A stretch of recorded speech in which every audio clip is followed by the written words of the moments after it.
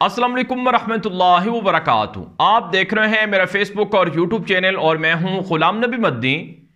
नाज़रीन किराम, पाकिस्तान के मौजूदा army chief general Qamar Javed Bajwa ने आज रावलपिंडी के अंदर अपना अलविदाई खिताब किया है। जनरल बाजवा 29 नवंबर को पाकिस्तान की आर्मी से रिटायर हो रहे हैं। वो 6 साल तक पाकिस्तान के आर्मी चीफ रहे। जनरल बाजवा के दौर के अंदर पाकिस्तान के सियासी मंजरनामे में बहुत ज़्यादा उतार चढ़ाव आए। जनरल बाजवा का जो आज का खिताब था ये बड़ा अहम था, जिससे पाकिस्तान के मुस्तकबिल के सियासी मंजरनामे की भी निशानदही होती है। और इस खिताब के हवाले से सोशल मीडिया पर मुख्तलिफ तरह के तबसरे भी हो रहे हैं और इमरान खान की जानिब से और उनके खिलाड़ियों की जानिब से भी इस खिताब के हवाले से जो तहफ़्फ़ुज़ात हैं वो भी ज़ाहिर हुए हैं, वो भी तहफ़्फ़ुज़ात भी ज़ाहिर किए गए हैं। बहरहाल जनरल बाजवा ने आज जो खिताब किए हैं उसमें उन्होंने कहा कि शुहदा के लवाहिकीन को कभी तनहा नहीं छोड़ेंगे। फ़ौज का सबसे पहला काम अपनी सरहदों का दिफा करना है। उन्होंने कहा कि सानहा मशरकी पाकिस्तान फ़ौजी नहीं सियासी नाकामी थी। फ़ौज की कुर्बानी का आवाम ने एतराफ़ नहीं किया। दुनिया में सबसे ज़्यादा इंसानी हकूक़ की पामाली भारतीय फ़ौज करती है, लेकिन इसके अवाम उसे बहुत कम तनकीद का निशाना बनाते हैं। इसके बरक्स दिन रात आवाम की खिदमत में मसरूफ़ पाक फ़ौज पर बहुत ज़्यादा तनकीद की जाती है। अब ये दो अलग अलग बातें की हैं। एक तो उन्होंने ये कहा कि जो बांग्लादेश टूटा था, पाकिस्तान से अलग हुआ था, इसके पीछे सियासी तौर पर नाकामी थी। जो पॉलिटिकल जमातें थीं, जाहिर सी बात है उस ज़माने में भुट्टो का दौर था, जुल्फ़िकार अली भुट्टो थे इक़्तिदार में, और उनका और शेख मुजीब का आपस में इख्तिलाफ था। बताया जाता है कि शेख मुजीब वाज़े तौर पर बांग्लादेश के अंदर अक्सरियत ले चुके थे, लेकिन उनकी अक्सरियत को तस्लीम नहीं किया गया, जिसके बाद बगावत शुरू हुई। लेकिन पाकिस्तान के मौजूदा army chief general Qamar Javed Bajwa ने कहा कि सियासतदानों की वो नाकामी थी। बताया जाता है कि वहाँ ऑपरेशन भी हुआ था, पाकिस्तान के हज़ारों फ़ौजी वहाँ पर कैद हो गए थे। लेकिन बहरहाल आज पाकिस्तान के मौजूदा army chief general Qamar Javed Bajwa ने यह कहा कि सियासी तौर पर सियासतदानों की नाकामी थी, जिसकी वजह से बांग्लादेश पाकिस्तान से टूटा या अलहदा हुआ। दूसरी बात उन्होंने ये कही कि पाकिस्तान की फ़ौज पर बहुत ज़्यादा तनकीद की जाती है, हालांकि पाकिस्तान की फ़ौज अवाम की सबसे ज़्यादा खिदमत करती है। इसके मुकाबले में भारतीय जो फ़ौज है वो जुल्म सितम भी करती है, इंसानी हकूक़ की वायलेशन भी करती है, लेकिन उसके बावजूद वहाँ उनकी फ़ौज पर तनकीद नहीं होती। नाज़रीन किराम, भारत के अंदर जो इंसानी हकूक़ की वायलेशन है वो मुसलमानों के ख़िलाफ़ होती है, और भारत के अंदर जो फ़ौज पर तनकीद है वहाँ के हिंदू तो नहीं करते हैं, लेकिन मुसलमान बहरहाल वहाँ की फ़ौज को निहत्ते लोगों पर जुल्म व सितम करने वाला करार देते हैं। तो ये एक बड़ी वजह है कि पाकिस्तान और भारत की फ़ौज के दरमियान में तकसीम है, यानी एक दूसरे के साथ इनको मुशाबत नहीं दी जा सकती है। बहरहाल आर्मी चीफ ने कहा कि फ़ौज का सबसे पहला काम अपनी सरहदों का दिफा करना है। फ़ौज ने फरवरी में फ़ैसला किया कि आइंदा फ़ौज सियासत में मदाखलत नहीं करेगी। हम इस पर सख्ती से कारबंद हैं, मगर इस आइनी अमल को खैर मकदम करने की बजाय कई हलकों ने फ़ौज को शदीद तनकीद का निशाना बनाकर बहुत नामुनासिब और गैर शाइस्ता ज़बान इस्तेमाल की। जनरल बाजवा ने कहा कि फ़ौज पर तनकीद शहरियों और सियासी जमातों का हक है, लेकिन अल्फाज का मुनासिब चुनाव करना चाहिए। जाली झूठा बयानिया बनाकर मुल्क में हैजान पैदा किया गया। अब इस झूठे बयानिए से राह फरार इख्तियार की जा रही है। आला फ़ौजी क़यादत को गैर मुनासिब अलकाबात से पुकारा गया। फ़ौजी क़यादत कुछ भी कर सकती है, लेकिन मुल्की मफाद के ख़िलाफ़ कोई काम नहीं कर सकती। अब नाज़रीन किराम, ये दबे लफ्ज़ों में एक तरह से इमरान खान पर तनकीद थी कि इमरान खान ने ये जो बयानिया बनाया है कि अमरीकी रजीम चेंज ऑपरेशन हुआ, पाकिस्तान के अंदर एक मुंतखब अवामी हुकूमत का तख्ता उल्टा गया, और रजीम चेंज ऑपरेशन के ज़रिए से जो पाकिस्तान की मईशत है वो तबाह की गई। इमरान खान का यही मौक़िफ़ है, लेकिन जो PDM है, नून लीग है, वो इमरान खान के अमरीकी रजीम चेंज ऑपरेशन को दुरुस्त नहीं मानते हैं। वो ये कहते हैं कि रजीम चेंज ऑपरेशन का जो इमरान खान का दावा है ये गलत है। लेकिन अब पाकिस्तान के जो आर्मी चीफ हैं उन्होंने भी अपने खिताब में कहा कि जाली झूठा बयानिया बनाकर मुल्क में हिजान पैदा किया गया। अब इस झूठे बयानिए से राह फरार इख्तियार की जा रही है। इस पर तहरीक इंसाफ के लोगों की जानिब से कहा गया है कि पाकिस्तान में अमरीका ने धमकी दी थी, साइफ़र मौजूद है اور سائفر پر 2 نیشنل سیکیورٹی کونسل میٹنگ ہو چکی ہیں، جن کا متفقہ اعلامیہ تھا کہ پاکستان کے اندر امریکہ نے غیر مناسب طور پر دھمکی دی، جس کی وجہ سے پاکستان نے امریکہ کو ڈی مارچ کیا۔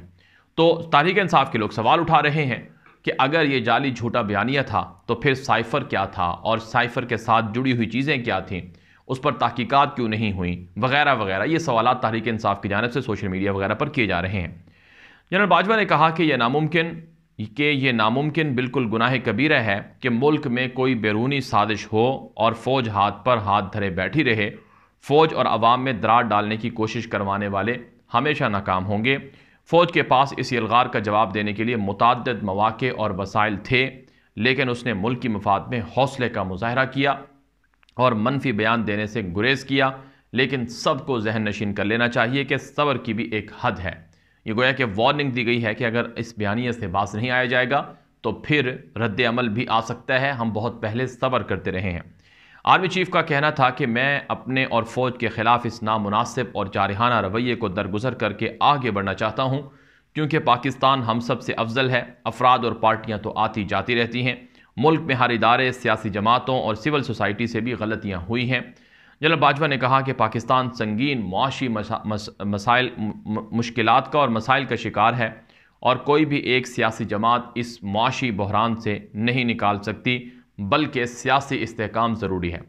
اب یہ کہنا کہ کوئی بھی ایک سیاسی جماعت پاکستان کو اس بحران سے نہیں نکال سکتی، یہ ناظرین کرام ذاتی رائے ہو سکتی ہے، لیکن پاکستان کیا دنیا کے اندر ایک سیاسی جماعت نے اپنے ملکوں کو مختلف طرح کی دلدلوں سے نکالا ہے۔ جیسے ہمارے سامنے چائنا کی مثال ہے کہ وہاں ایک ہی جماعت تھی، حالانکہ چھوٹی چھوٹی جماعتیں اور پارٹیاں کھڑی ہوئیں، لیکن ایک جماعت نے پورے ملک کو کہاں سے کہاں لے کر چلے گئے۔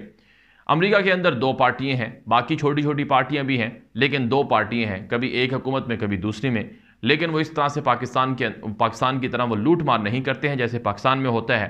وہاں پر رول آف لا ہے، کوئی ملک، کوئی ادارہ یا کوئی بھی شخص یا کوئی بھی اپنے عہدے کا غلط استعمال نہیں کرتا۔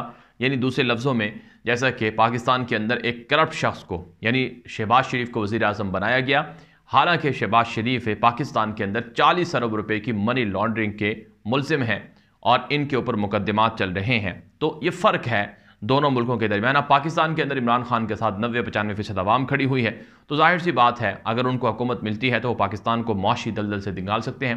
اور سب سے اہم جو چیز سمجھنے کی ہے ناظرین کرام، وہ یہ ہے کہ پچھلے 7 مہینوں میں، یعنی 7 مہینے پہلے کیا تھا اور اب کیا ہے۔ 7 مہینے پہلے پاکستان میں پیٹرول 150 روپے کا ملتا تھا، آج پیٹرول 225-230 کا ملتا ہے۔ 7 مہینے پہلے پاکستان میں بجلی کا فی یونٹ 18 روپے تھا اور آج بجلی کا فی یونٹ 40 روپے ہے۔ 7 مہینے پہلے پاکستان کے اندر ڈالر 180 کا تھا، آج ڈالر 225-230 کا ہے۔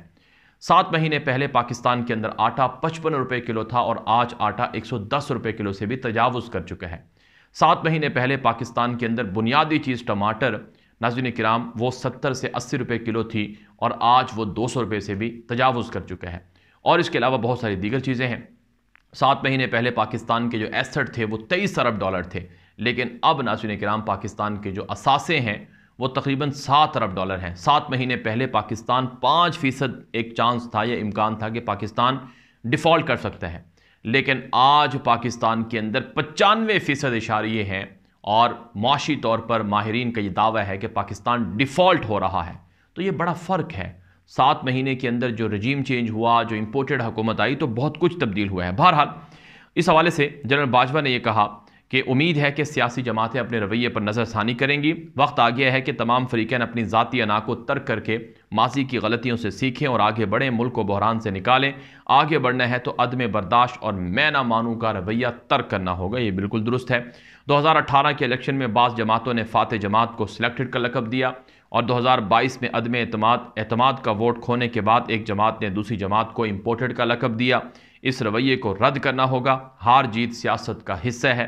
ہر جماعت کو فتح اور شکست کو قبول کرنے کا حوصلہ پیدا کرنا ہوگا، تاکہ اگلے الیکشن میں امپورٹڈ یا سلیکٹڈ کی بجائے الیکٹڈ حکومت آئے۔